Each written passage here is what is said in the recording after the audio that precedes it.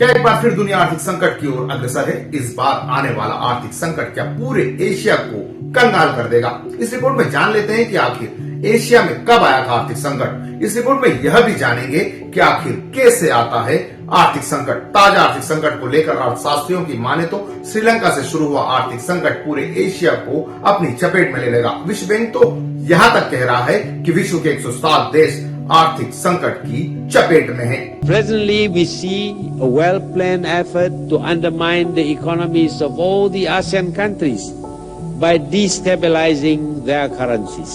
पहले ये जान लेते हैं कि जुलाई 1993 में एशिया के थाईलैंड में शुरू हुआ आर्थिक संकट का असर पूरी दुनिया पर पड़ा था। इस संकट को थाईलैंड में टॉम यम ग्योंग संकट के रूप में भी जाना जाता है।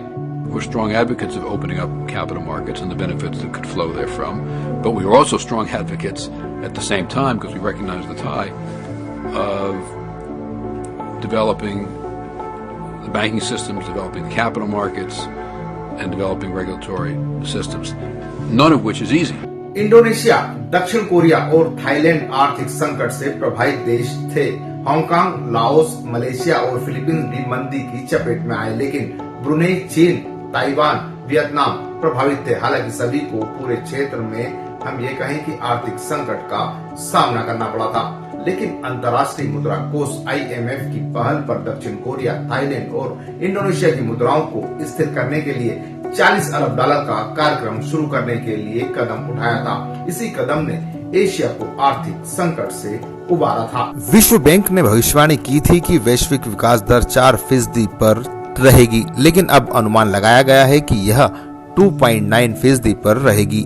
बैंक ने उम्मीद जताया है कि साल 2023 और 24 में दुनिया की आर्थिक स्थिति में सुधार की शुरुआत हो सकती है। रिपोर्ट के अनुसार यूक्रेन में रूस के हमले से शुरू युद्ध ने वैश्विक व्यापार और निवेश को कम कर दिया है। इसके बाद उभरती अर्थव्यवस्थाओं में प्रति व्यक्ति आय कोरोना महामारी की तुलना में 5% तक गिर गई है। आजादी के बाद एशियाई देश श्रीलंका सबसे बड़े आर्थिक संकट का सामना कर रहा है। श्रीलंका का विदेशी मुद्रा भंडार खत्म होने की कगार पर है।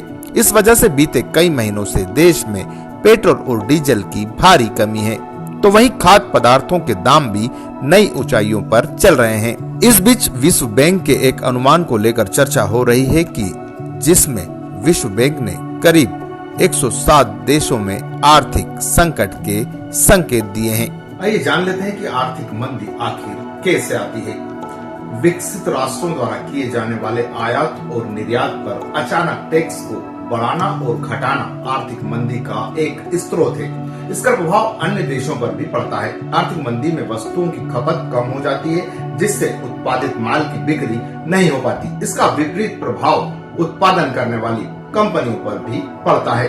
अंतर्राष्ट्रीय बाजार में कच्चे तेल की कीमतें बढ़ती है, जिससे महंगाई दर बढ़ जाती है और लोग अपनी आवश्यकता की चीजें नहीं खरीद पाते हैं। डॉलर के मुकाबले रुपए की घटती हुई कीमत भी इसका मुख्य कारण है। आयात के मुकाबले निर्यात में गिरावट होने से देश का राजकोषीय घाटा बढ़ जाता है और विदेशी मुद्रा भंडार में कमी देखने को मिलती है। अमेरिका और चीन के बीच जारी ट्रेड वार की वजह से भी दुनिया में आर्थिक मंदी का खतरा तेजी से बढ़ रहा है, जिसका असर भारत पर भी हो रहा है। मंदी के समय निवेश कम हो जाता है क्योंकि लोगों की आय कम हो जाती है।